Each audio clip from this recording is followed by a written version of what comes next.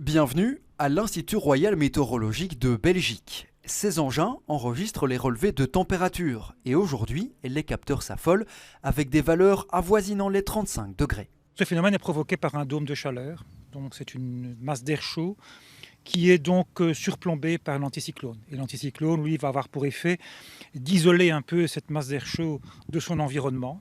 Donc, ça veut dire qu'il va empêcher le brassage de l'air suivant la verticale et il va empêcher les échanges aussi latéraux. Le dôme évoqué quittera notre pays vers l'Europe centrale dans la nuit de mercredi à jeudi, avec pour résultat la baisse des températures. Mais devons-nous nous attendre à un été très chaud? Les projections semblent confirmer cette hypothèse. Comment cet excès de température par rapport à l'heure normale va se distribuer, là c'est encore difficile à dire. Donc on peut très bien avoir des pics de chaleur très intenses séparés de périodes relativement fraîches ou avoir une suite d'été qui serait de manière continuelle un peu plus haute que la normale au niveau de température. Les normales de saison tournent en été aux alentours des 25 degrés. Autre élément, la pluie.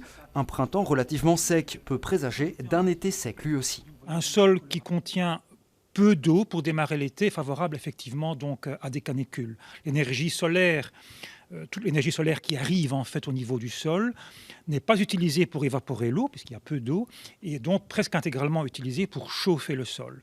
Néanmoins, ce n'est pas une règle absolue. Selon les projections climatiques, les épisodes de chaleur intense seront amenés à se répéter de plus en plus souvent.